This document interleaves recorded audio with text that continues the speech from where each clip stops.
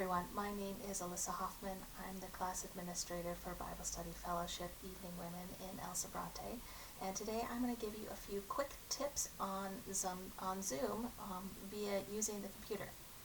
So the first thing I want you to notice is that on my screen you're seeing me twice. That's because I have one camera here to be able to make it look like there's more than one person in this room, and I have another camera up here to help me navigate and show you what's going on. One problem that a lot of people have is they feel that they can't see everybody in the group. Now if you're on your computer, the best thing to do is come up here to the right and click on this button that says Gallery View. It kind of looks like a filled-in tic-tac-toe.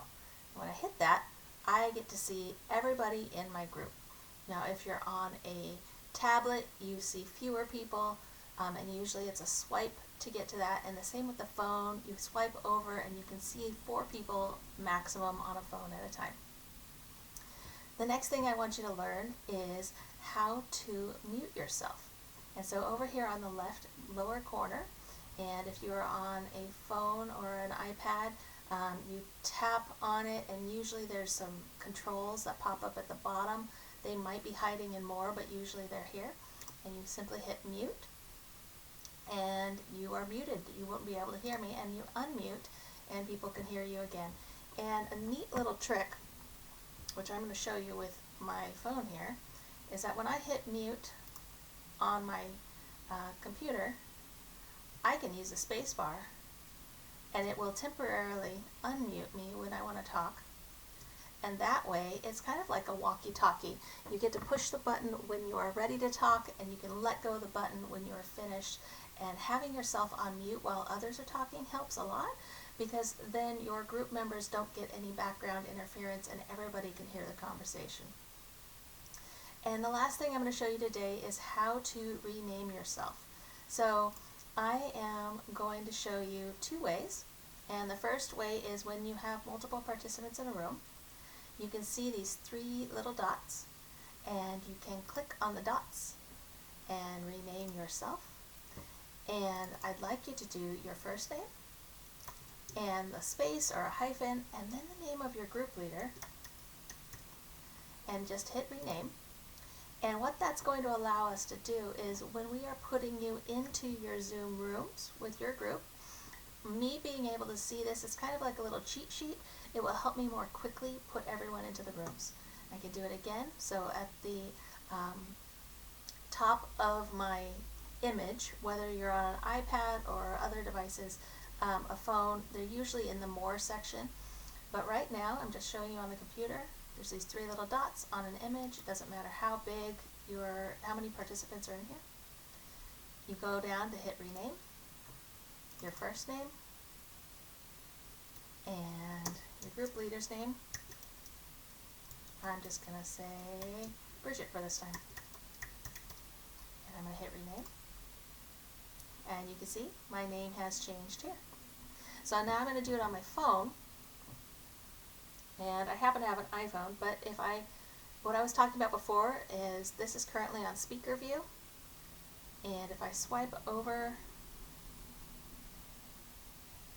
if there's more people to speak, it'll show me 4 people. But in this case, I'm actually going to just tap my phone, and I see here, let me join audio, call using internet audio. And there's a slight feedback or echo right now. That's just because I'm on 2 devices. But if I tap here, mute again is in that bottom left-hand corner, and I can tap it again into unmute. I'm going to go ahead and mute myself so I get rid of the echo. I'm going to hit stop video, and I'm going to hit start video again. So this gives me a chance to see what's going on. And here's where I get to name myself. So if I go to participants, it looks like 2 little people. I tap on one of my names here, and I should be able to rename myself.